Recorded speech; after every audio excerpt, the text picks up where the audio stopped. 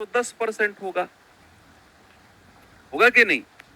अगर मैं किसी भी वस्तु को मान लो 20% के लॉस पर बेच रहा हूं, 20% के लॉस पर बेच रहा हूं, उसका सेलिंग प्राइस क्या होगा सर? 100 में से 20 घटा दो सर, सेलिंग प्राइस होगा 80%। होगा कि नहीं? बिल्कुल होगा, है ना? तो ये दो चीज आपको क्लियर है। ये वाला टाइप फेंक के मारोगे आप दूर, कैसे? जरा देखते हैं है क्या टाइप में। पहला सवाल बड़े आराम से पढ़ना बच्चे, करूंगा मैं, आराम से आप पढ़ो। क्या करेंगे, कैसे करें? सवाल में कह रहा है एक वस्तु को 1360 रुपए के मूल्य पर बेचने पर, यानी कि 1360 में बेचने पर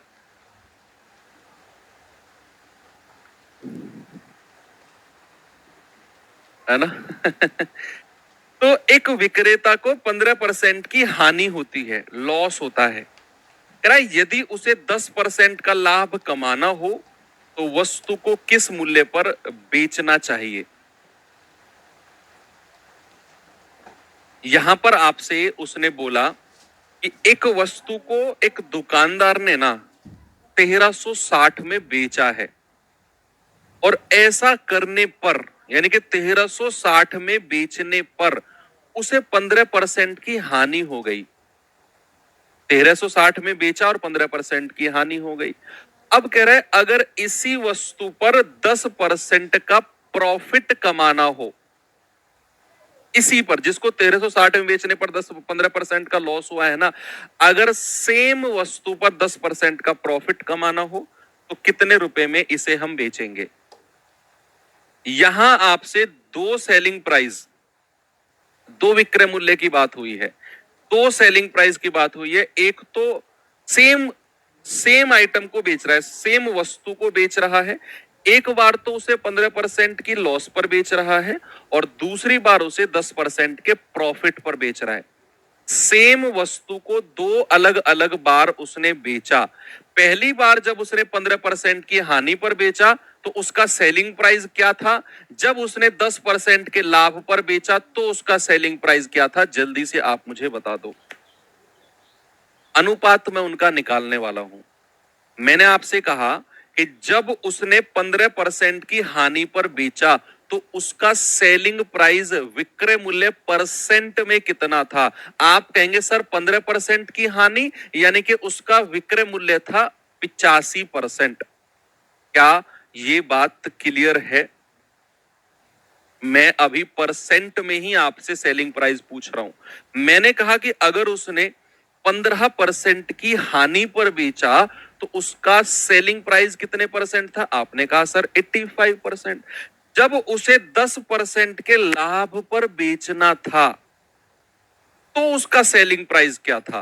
तो आप कहेंगे सर 10% का लाभ, यानी कि सेलिंग प्राइस था 110%। दोनों सेलिंग प्राइस का अनुपात निकाल लो। 5 से जाएगा 17 बार और 5 से जाएगा 22 बार, यानी कि मेरे भाई दोनों सेलिंग प्राइस का रेशियो आ गया 17 और 22। और आपको दिया हुआ है कि 1360 में जब उसने बेचा है ना तो 15% की हानि हुई, यानी कि ये वाला सेलिंग प्राइस आपको दिया हुआ है। 17 यूनिट का मान कितना? 1360। तो एक यूनिट का मान कितना हो जाएगा? 1360 बटे 17।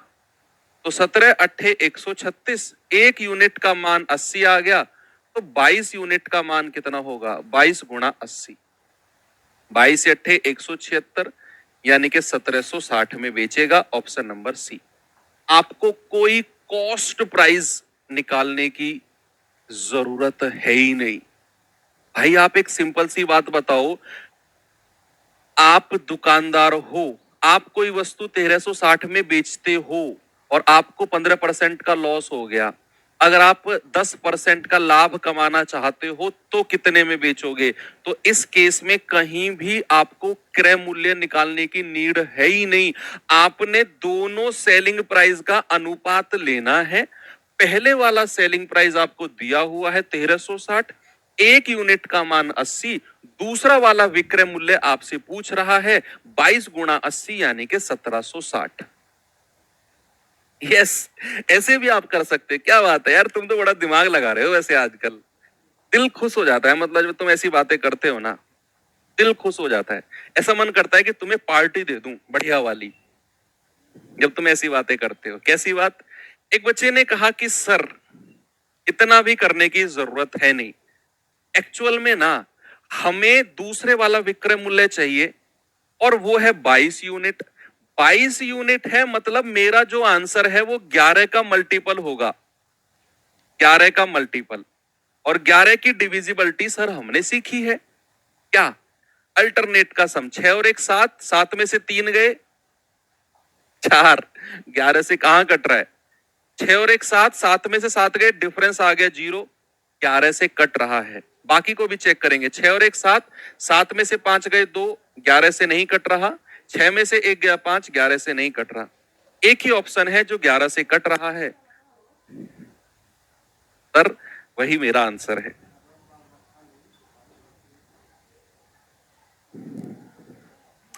सिलेक्शन लेकर आओ, मेरी तरफ से पार्टी बढ़िया से, नोएडा के बढ़िया से रेस्टोरेंट में तुमको अलग से, मैं अलग से स्पेशल पार्टी दूंगा आपको, ठीक है? स्टूडियो में आओगे, आपका स्वागत होगा, बढ़िया से वेलकम होगा, सब कुछ आपकी जो वीडियो वगैरह है सारी बनेगी, आपका इंटरव्यू वगैरह स्टूडियो में होगा। उसके बाद आपको मैं आज प्रॉमिस कर रहा हूं अपने साथ लंच पर लेकर चलूंगा, बेस्ट होटल में ग्रेटर नोएडा का, और नोएडा का जो भी अच्छा होटल होगा साथ में लंच करेंगे, ठीक है? सिलेक्शन के बाद सवाल कर रहा है, साहिवाल ने 8% की हानि पर एक कमीज 345 में बेची, 12% का लाभ प्राप्त करने के लिए कितने रुपए में कमीज को वो बेचेगा? बताओ। देखो यहां उसने बोला कि उसने 8% की हानि पर बेची है 345 में, अगर उसे 12% का प्रॉफिट कमाना हो तो कितने में बेचेगा? तो कितने में बेचेगा अगर उसे 12% का लाभ कमाना हो? भाई साहब, एक बार उसने 8% की हानि पर बेचा, दोबारा उसी कमीज को 12% के लाभ पर बेचना चाहता है। दोनों सेलिंग प्राइस का रेशियो ले लो। जब उसने 8% की हानि पर बेचा, मेरे भाई कितने में बेचेगा? 92% में। और जब वो 12% का लाभ कमाएगा तो कितने में बेचेगा? 112% में। बस, क्या रखा इन बातों में? जल्दी से आंसर बता दो मुझे, क्या होगा? 4 से अगर मैं जाऊंगा 23 बार, 4 से अगर मैं जाऊंगा 4 दूनी 8, 3 4 अट्ठू 32, 23:28। पहले वाला विक्रय मूल्य आपको दिया हुआ है, 23 यूनिट का मान 345, 1 यूनिट का मान कितना आएगा? 345/23। तो 23 एकम 23, 23 पंजे 115, 28 यूनिट का मान कितना होगा? 28 गुणा 15, 15 अट्ठे 120, 12 15 दूनी 30 और 12 42। आपका जवाब होगा 420 रुपए। ऑप्शन नंबर 4 बिल्कुल सही जवाब है। ओके, आगे बढ़ो जवानों, आगे बढ़ो। ये सवाल बताओ। अब यहां थोड़े से जज्बात बदल गए, थोड़े से जज्बात बदल गए। तरीका वही लगेगा, डोंट वरी, तरीका वही लगेगा। सवाल ने कहा एक वस्तु को 420 रुपए में बेचकर विक्रेता को 5% का लाभ हो गया, उस वस्तु को 380 में बेचेगा तो कितने परसेंट का लाभ या हानि होगी? सर पार्टी तैयार रखो, अब सिलेक्शन लेकर ही मिलेंगे। क्या बात है यार, तुम्हारी जिंदगी बन जाए। पार्टी है, सब कुछ पार्टी है।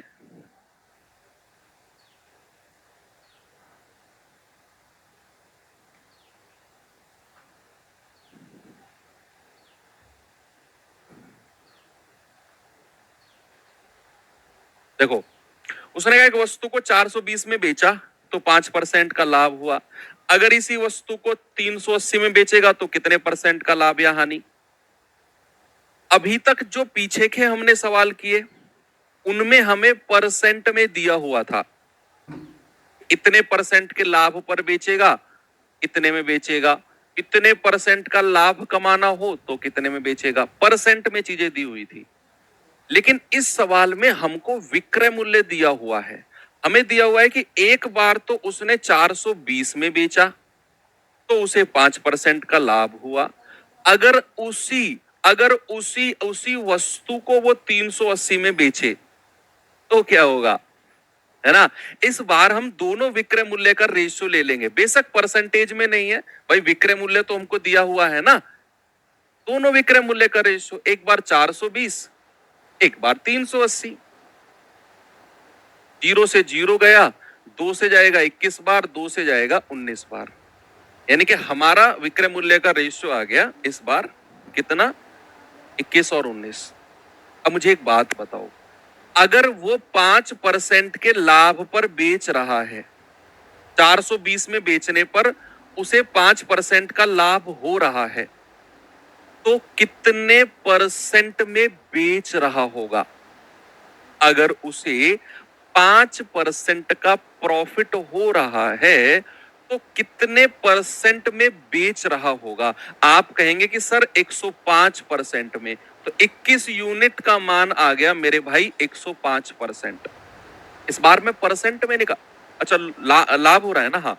21 यूनिट का मान 105%, एक यूनिट का मान कितना होगा 105/21, यानी कि 5% एक यूनिट का। तो 19 यूनिट का मान कितना होगा, 19 गुणा 5 यानी कि 95%। तो बच्चे इसका मतलब है कि जब वो 380 में बेचेगा ना, जब वो 380 में बेचेगा तो उसका सेलिंग प्राइस 95% है।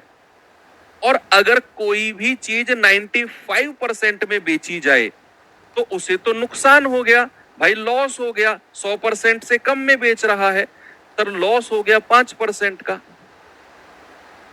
भाई कोई भी चीज अगर 95% में बेची जा रही है तो 100% से कम है ना। और कल मैंने आपको सिखाया था कि कोई भी चीज अगर 5% से 100% से कम में बेची जाए हमेशा नुकसान होगा।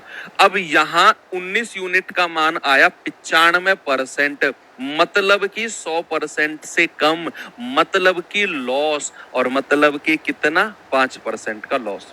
कितना 100% से कम है, 5% ही तो कम। कितना मलूक सवाल है ये। चलो इस सवाल को कौन मुझे जवाब देगा।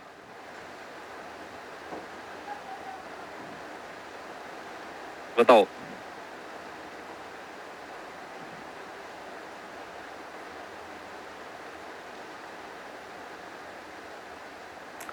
सवाल है, एक पायदान को 72 रुपए में बिक्री करने पर बढ़ई को 10% का लॉस होता है, 96 रुपए में बेचने पर कितने परसेंट का प्रॉफिट होगा।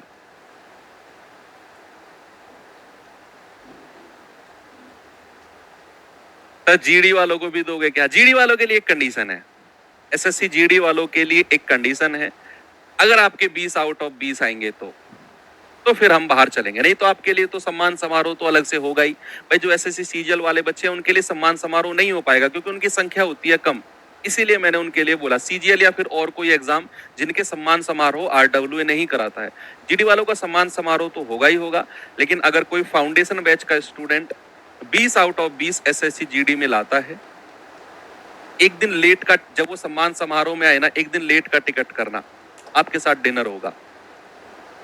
वापसी का एक दिन लेट का टिकट करना। अक्सर होता क्या है, बच्चे सम्मान समारोह में आते हैं फिर भागते हैं, सर हमारा टिकट हमारा टिकट हमारा टिकट है ट्रेन का, एक दिन लेट का करना। अगर आप 20 आउट ऑफ 20 मैथ्स में लाते हो तो चलो गुदगुदी हुई पेट में बताओ जवाब क्या होगा सवाल का। एक पायदान को 72 रुपए में बिक्री करने पर बढ़ई को 10% की हानि होती है, 96 के पायदान बेचने पर उसे कितने परसेंट का प्रॉफिट होगा। तो आपको दोनों सेलिंग प्राइस दिए हुए हैं, SP1 और SP2। ये 72 में बेच रहा है, ये 96 में। तो 18 चौके 72 नहीं, 24 दिया 72, 24 चौके 96। बच्चे जब उसने 72 में बेचा तो उसे 10% का ना लॉस हो गया। अब अगर किसी भी चीज पर 10% का लॉस होता है तो कितने परसेंट में वो बेचेगा। आप कहेंगे सर 90% में बेचेगा। एक यूनिट का मान कितना होगा भाई, 90/3, यानी कि सर एक यूनिट का मान होगा 30। तो 4 यूनिट का मान कितना होगा? 4 गुणा 30 यानी कि 120। तो जब वो 96 रुपए में बेच रहा है ना, तो उसका सेलिंग प्राइस है 120 है, 120। अरे सर ये तो 100% से ऊपर है, ये तो 100% से ऊपर है भाई। और अगर 100% से ऊपर है तो कितना ऊपर है उतना प्रॉफिट हो गया, कितना? 20% का प्रॉफिट हो गया ना। यस मोए मोए। कितना जवाब? ऑप्शन नंबर बी बिल्कुल सही है। एक बढ़िया सा सवाल दूं इसी में ही, चलो दिमाग लगाओ इसमें, कैलकुलेशन थोड़ी सी लगेगी, थोड़ा सा दिमाग लगेगा। फिर इसके बाद एक बहुत आसान सा टाइप है, बहुत ही ज्यादा निहायती आसान टाइप, जिसको बोलते हैं निहायती आसान टाइप। इसके बाद बच्चों, जो छोटे वाले बच्चे होते हैं ना, फर्स्ट सेकंड क्लास वाले, उनके लेवल का टाइप है।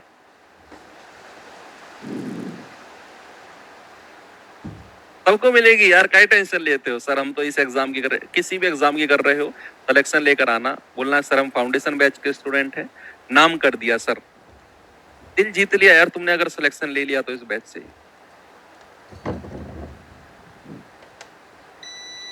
बस जो क्लास में क्वेश्चंस करा रहा हूं, फर्स्ट और फोरमोस्ट प्रायोरिटी यही रहनी चाहिए क्लास के नोट्स की, जो क्लास के क्वेश्चंस करा रहा हूं। सेकंड नंबर पे, सेकंड आपकी प्रायोरिटी जो रहनी चाहिए वो वर्कशीट, और थर्ड अगर टाइम बचता है तो बुक। लेकिन फर्स्ट प्रायोरिटी जो मैं क्लास में सवाल करा रहा हूं, इनका जितनी बार आप रिवीजन कर सकते हो ना, जितनी बार रिवीजन कर सकते हो उतनी बार करना। अगर हम एक दो काउंट करना ही मत कितनी बार रिवीजन कर रहे हो। रिवीजन पे रिवीजन, रिवीजन पे, रटना नहीं है, रिवीजन पे रिवीजन। एक एक सवाल जब तक आपके हाथों के नीचे से कम 20 25 30 बार ना निकल जाए ना मेरी क्लास का, चाहे वर्कशीट हो चाहे क्लास हो, रुकना ही मत। और फिर देखना अपने अंदर एक अल्टीमेट चेंज। किसी वस्तु को 211.2 में बेचने पर एक व्यापारी को 12% की हानि होती है। यदि वह इसे 248.4 में बेचता है तो उसका प्रॉफिट परसेंट कितना होगा? प्रॉफिट है लॉस परसेंट जो भी है, यहाँ थोड़ा सा मेहनत करनी पड़ेगी भाई। दोनों सेलिंग प्राइस दिए हुए हैं, SP1 और SP2। पहले वाला कितना है? 211.2, 248.4। देखो इस पॉइंट से ये पॉइंट उड़ा दो, कोई फर्क नहीं पड़ता है, क्योंकि दोनों के पॉइंट के बाद एक एक संख्या है। 4 पंजे 20, 1 4 दूनी 8, 4 अट्ठू 32, 4 छिंग 24, 4 दूनी 8, 4 एकम 4। 3 से कटेगा, 3 एकम 3, 2 3 सत्ते 21, 3 छिंग 18, 3 दूनी 6, 3 सत्ते 21। अब किससे कटेगा?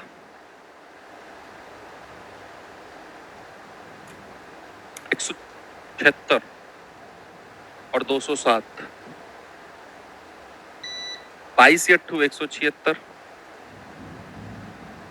16 इंटू 11, 1100 तो ये कटेगा ही नहीं, ये कट जाएगा, ये 2 से कटेगा नहीं, 176 207 ही बनेगा ना। ठीक है, तो उसने कहा जब इतने में बेच रहा है ना तो उसे 12% का लॉस हो गया, 12% की हानि।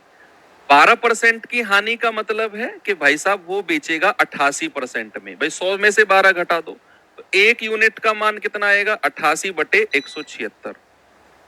तो 88 एकम 88, 88 दूनी 176, यानी कि एक यूनिट का मान जो आया है 1/2% आया है एक यूनिट का। तो 207 यूनिट का मान कितना आएगा? 207 गुणा 1/2, तो 2 एकम 2, 0 2 तिया 6, 2 पंजे 10, यानी कि 103.5% में वो बेचेगा। कब? जब वो 248.4 में बेच रहा है जी। 103.5, ये तो 100% से ऊपर है, ये तो 100% से ऊपर है। कितना? 3.5%। उतने का आपको प्रॉफिट हो गया। कितना? 3.5%। That's it. ओके, आगे बढ़ू तो ये टाइप आप कर लोगे ना, चाहे वो परसेंटेज में दे, चाहे बच्चे वो इस तरह के सवाल दे परसेंटेज वाले, चाहे वो इस तरह के दे, आप आराम से कर लोगे। क्या मैं टाइप चेंज कर सकता हूं? और ये टाइप है 3 और इस टाइप का नाम